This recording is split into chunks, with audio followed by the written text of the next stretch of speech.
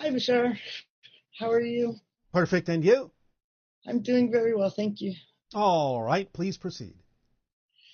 Uh, through the last few months, I know you talked about this would be a good period for compression. It would be. And it has been for me, thank you. All right. I've been taking advantage of that and Thank you.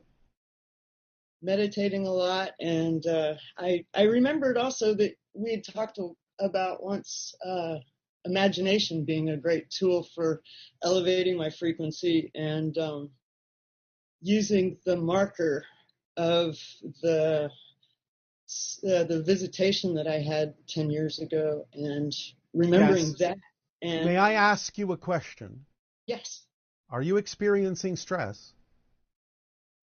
at times, yes. Why? Um,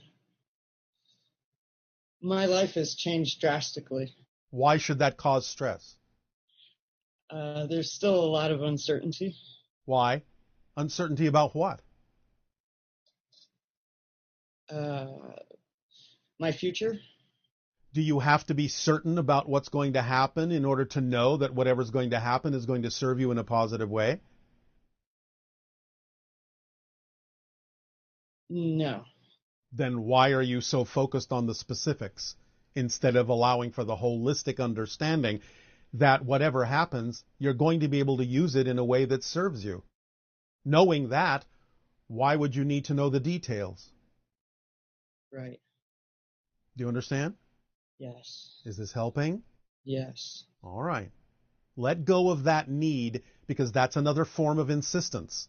That's like saying, I will not relax until I know exactly what's going to happen. But you never will know exactly what's going to happen. Not exactly. Right. But you have to know that whatever it is, you'll be able to remain in a positive state, and that means it's going to serve you. And there would be no other outcome. So who cares what it looks like? Who cares what it is if you know you have the ability to use every single thing that comes your way, no matter what it looks like, in a way that actually will serve you positively? Who cares what it looks like in that case? Yes? Right. So why the need to know? Why the insistence? Why are you not a friend of uncertainty? I think the stress that comes up is that I believe that I should be doing something. Well, yes, you can be doing something, but the idea is to take action on whatever contains more excitement than anything else. That's all you need to do. What's so complicated about that? Yes.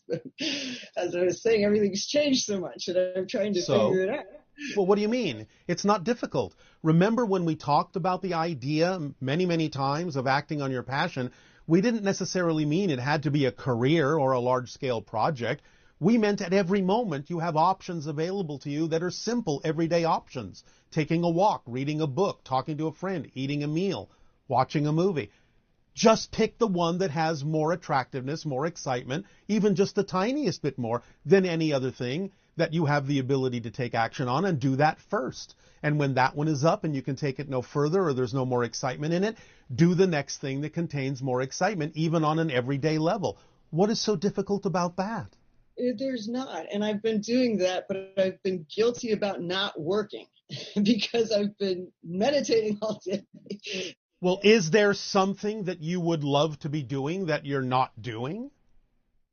Mm, If you could do anything, what would you choose to do that is more than what you're already doing? I've been doing those things. What? They just don't necessarily go along with my job, and I'm trying to do my job. That's all. But are you saying that your job either is not representative of your excitement, or you cannot figure out a way to make it more exciting? Is that what you're saying? No, and I am making it more exciting, and it's evolving and shifting, and as I allow, Then what's the problem? there is no problem. It's just been stressful at times. But why? If it is stressful, then there is some difficulty in your belief system about your relationship to it. Yes. What is the difficult definition you're creating that creates the sensation of stress? Is it that you believe you would rather be doing something else? At times, and I think I've defined what my company was supposed to be doing, and I have to redefine what success means to me. All right.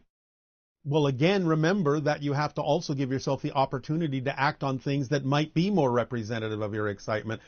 If there are certain components of your job that you do find exciting, but other components that you don't, then again, it's up to you to either figure out if you can make them more exciting or change them in ways that would be more exciting, or ask your company to change them in ways that would make them more exciting, or even start your own business in a way that would be more exciting. Yes. But you have to act on something. I am. Yes. Yes. In order to give your excitement a chance to prove to you that it can support you. Yes. So don't stress yourself out. The stress is coming from your degree of reluctance and resistance to actually act in the directions that you know you prefer. Are you afraid that something bad will happen if you do take action on your passion? I'm afraid I'll fail.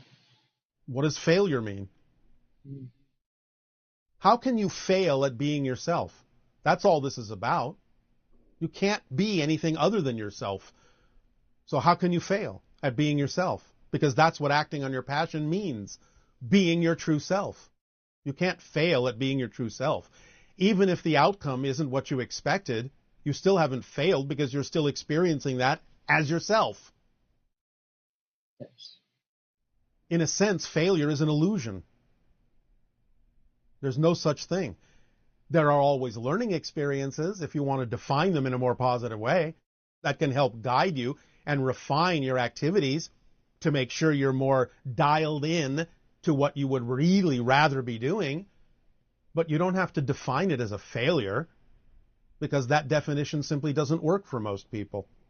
And it's not even accurate in many, many ways. Is this helping? Yes.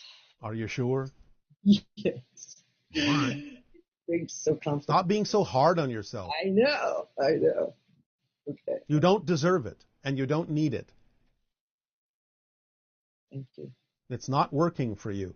You know that because you feel stress. The stress is coming from being judgmental of yourself, being so hard on yourself. That's where it's coming from resisting your natural self.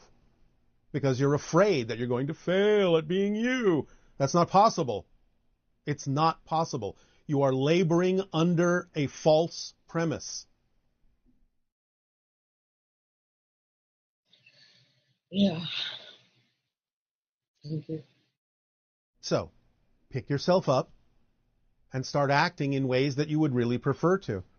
And even if things don't go the way that you thought they would, that's not a failure.